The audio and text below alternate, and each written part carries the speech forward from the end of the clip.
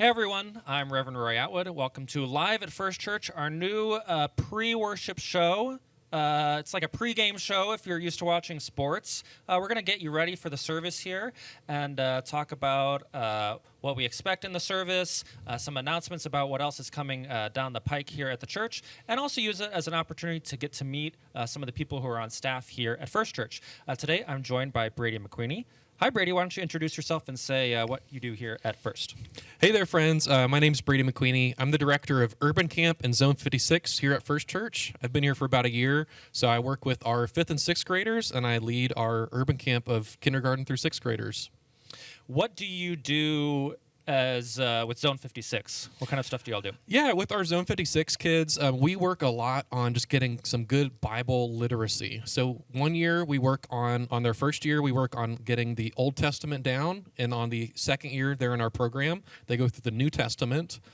Part of what I've tried to do while we've been here at church is to get some extra fellowship opportunities. So that may be retreats, maybe going to the arcade or having some extra fun events, just to kind of get the kids nice and bonded together before they kind of get on to youth.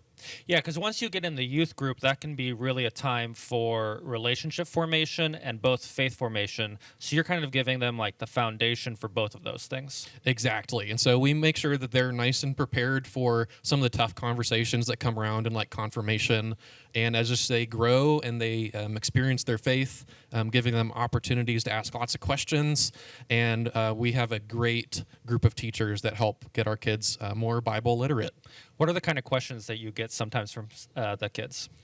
So honestly, a lot of times I get some questions that are super silly from how old am I, which usually goes from about 20 to maybe 50, all the way to who is this Jesus guy, or does heaven or hell exist? And we're kind of diving deep into some of those really big questions this summer. Earlier this morning, we were talking with our 5th and 6th graders on why is it awkward to talk about our faith with friends? Yeah. And the kids had some great stuff to say. That's good. When I taught an after-school class a number of years ago, and my first session with them, I had gotten this advice from someone else, but the sort of icebreaker getting to know me, I said, you can ask me any question you want, but I'm going to ask the same question back to you. And they had a good time with that. Except then they got smart with it, and they were like, how long did you prepare this worksheet? And I would tell them, and I would ask them, how long did you prepare this worksheet? And they were like, I didn't. You did it. So, yeah, the kids are always going to keep you on your toes.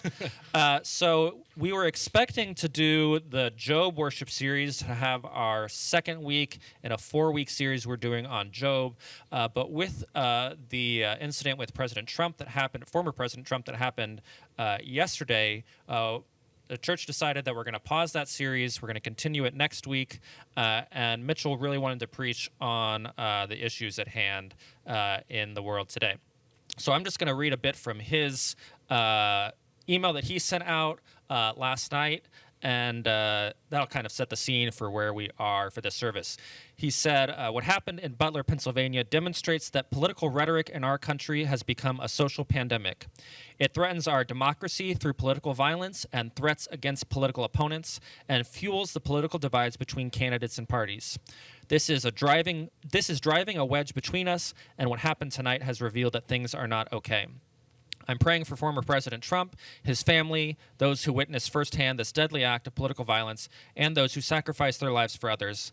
There is much work to be done to see those who vote and think differently than us as siblings worthy of our respect, kindness, and love. They're also deserving of our prayers. Regardless of how we vote or who we support in the upcoming presidential election, our allegiance is to Christ, whose life, death, and resurrection point us to a nonviolent God. God's will is for peace, and God's desire is for us to continually work for that peace. With this news, I'll be in the pulpit tomorrow. We'll pause our Job series so we can address the political tensions in our country. May God give us the courage to be the peacemakers so that the best part of America is preserved and all can experience life, liberty, and the pursuit of happiness. So that's what he said on the issue. He'll be addressing it more in his sermon today. If you're not getting our weekly emails, we send out an email on Sunday recapping the service with some announcements, and we send out an email usually on Thursday previewing the next service. that you can sign up for that newsletter going to firstchurchdallas.org/first-e-news. So that's firstchurchdallas.org/first-e-news, and you can get the newsletter. That way you can see everything that's going on here at church. So we're not going to talk about Job. We had prepared to talk about that, but instead we're going to learn more about Urban Camp. Brady, tell me what Urban Camp is and why we do it here at the church. Yeah, I mean, Urban Camp is just a huge experience for specifically kids aged in kindergarten through sixth grade. So it's quite a wide range. And really, what we're trying to teach our kids through Urban Camp is just how to experience God through kind of anything we come into contact with. We have parts that are totally fun, like playing in the gym and playing dodgeball, like every good kid loves to do. We have specific times where they're in small groups and they're reading scripture and doing activities together. And also we have times where we'll even leave the campus and go on a fun field trip, like to the Arboretum or to the Perot or some of these beautiful places where they can really have extra fun and fellowship and experience God in all these ways they really didn't expect to. We do a lot of this through our awesome staff that we have that are college age or high school age as well, and they get so much time to love on our awesome kids and just to really develop relationships with them, which is also a really crucial part of Christian discipleship. Yeah. Each week has a theme, right? Yes. So each week has a theme. We have 8 weeks of camp over about 10 weeks of the summer. So in the first half of the summer, we had a few sessions. We had adventure camp where we went to the Arboretum on the last day to kind of experience the beautiful nature that's always present there. How warm was it that day? That, unfortunately, was a little bit hotter than we were expecting. And with some good energy from our staff, our kids were able to enjoy it, and they also maybe hung out in the computer lab a little bit more than they would have on a normal summer day. We also have our VBS and Games Camp, which is one of our most largely attended sessions, where this year we had Camp Firelight, where they were kind of experiencing the love of camping together, and our Games Camp kind of finishes up the day with playing lots of different either like table games, large group games, card games, getting some crafts in as well. Super fun. We followed it up with sports camp where we went to Clyde Warren and we did a big kickball tournament at Clyde Warren Park and enjoyed the playground, of course. And this last week before our 2-week break, we had Camp Create, which is most definitely one of our perennially a popular session, where we take a big field trip to Spark in Dallas and get to enjoy their large art experience there and really get a taste of how we can experience God through art. I'm not familiar with Spark. What is Spark? So Spark essentially it's a large building in a warehouse. Okay. And it's supported through different art organizations in the area. Part of it, I believe they also have a grant from Meow Wolf, if you're familiar with Meow Wolf. And so they have parts where they're teaching kids how to experience art. So our kids learned about some cubism a little bit. And they also have a huge play area where they can run around and play, all made from recycled materials. That's fun. That's a big part of their mission. What was your favorite story or experience that you had in the first half of camp? In the first half of camp, I think my favorite experience would have to be a camp classic, which is newspaper fairy tales. I have no idea where you're going. If you don't have any idea what that is, we give the kids tons of newspaper, cardboard, etc., and they make props, they make costumes, and they have to reenact a fairy tale with those as their only tools. So they go full out. They made hats, costumes, characters, props, houses. So the kids get super into it and retold some classic fairy tales. That's fun. Did you have any poignant moments that happened at camp, or was it all fun and games, which is okay if it's all fun and games? I like fun and games. Yeah, I mean, we get so much time with these kids. Our staff have so much, our teams of staff work with a specific age group each week, and just seeing the kids' joy and energy and talking about their faith is really inspiring. I got to sit in a couple of the classes with the older groups especially, and just seeing how they are so eager to talk about their faith and about Scripture.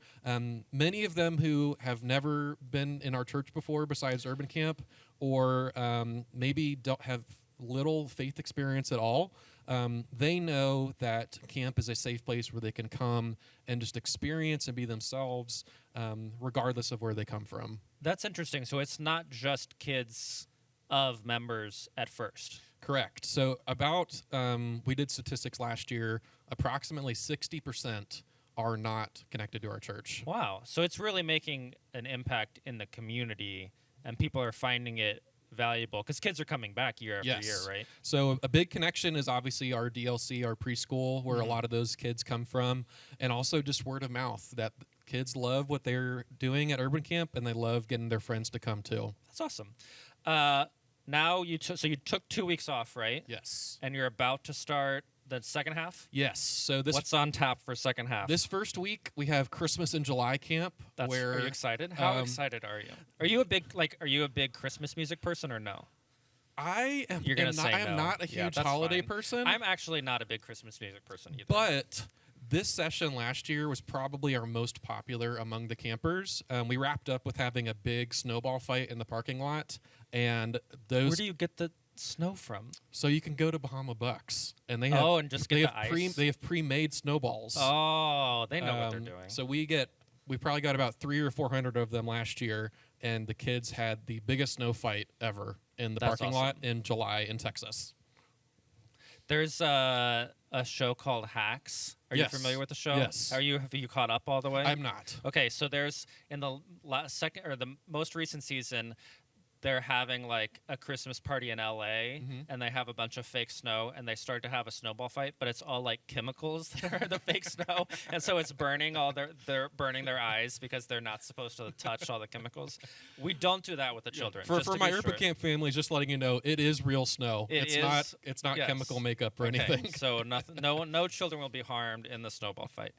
So that's the first week. What else do you have? Yeah, we also have science camp, which is I believe our first time we've done this specific camp session. We're actually having the Perot come out and do an experience later in the week, and we'll round out the summer with our mission camp, where we focus on teaching the kids about service and loving others, and we wrap up our whole summer with camp. I'm always excited for where we kind of bring some of the best pieces of the whole summer and make one kind of super camp session.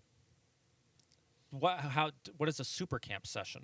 So essentially, the way I would talk about it is that we just each of our camps have something unique. That's why our kids love going to them, because it's not just the same thing each and every week. They get different experiences, and so they get to get little glimpses of like adventure camp and sports camp and Camp Create, all kind of peppered throughout the week, for one great kind of send off for the summer. So it's like the greatest hits of like how much fun we had at camp. Yes, 100%. And then you go back to school and you're like, wow, this is way less fun than Urban Camp. Urban Camp's a pretty dang good place, if I may say so myself. Yeah, you're not biased at all, right? Okay, so some announcements for things that we have coming up here at First Church. We've got Summer Stock, which is the cabaret. We're not using the word cabaret anymore. We've heard. Where it's I think it's a musical review is the correct terminology now for the series of songs performances that we do in the Rotunda Theater downstairs. This is coming up July 19th, 20th, my birthday. I think they're doing it for my birthday. Happy birthday, Roy. Thank you. That's all I really wanted was that. And July 21st. So the 19th is at 7:30. The 20th is at 7. The 21st is at 2 p.m. The description here is a musical review celebrating summer fun, as well as the classic musical theater shows of Summer Stock. This feel-good show will also include a celebration of 60 years of musical theaters in the Rotunda Theater. So this building that we're in, that building right over there, that portion of the building to our left, and the gallery and the Rotunda Theater downstairs were opened 60 years ago, so they've been doing shows there since then. Brady, what's your favorite song of the summer right now? What are you like jamming out? You know, my wife and I talked about it a little bit. My guilty pleasure song is probably Pink Pony Club by Chapel Roan. I love that song so much. I'm so glad that you said that. Listen, if straight people haven't found out about Pink Pony Club, and I mean about Chapel Roan, and obviously they're starting to find out. Chapel Roan is incredible, and everyone needs to be listening to her music. I recently, if you've been watching Studio 3A, which is a show that Anna and I do weekly, I had to defend Chapel Rowan against slander from Anna, so check that out. The other things we're doing, we've got a school supply drive. We're asking people to bring school supplies to the church. A lot of things, your typical things that you would expect on people need for school supplies. You can find the full list on our website on the events page. And that deadline to bring those things is the end of the month, July 28th. We'll also be volunteering at the Mayor's Back to School Fair. And we've got a town hall coming up on the 4th. But I'm running out of time now. Thank you, Brady, so much for being here, for telling us about Urban Camp. Do you have any spots open still? Yes, we have plenty of spots left. If you have kids that are interested, please reach out to me or look out on our website at firstchurchdallas.org/urbancamp. Yes.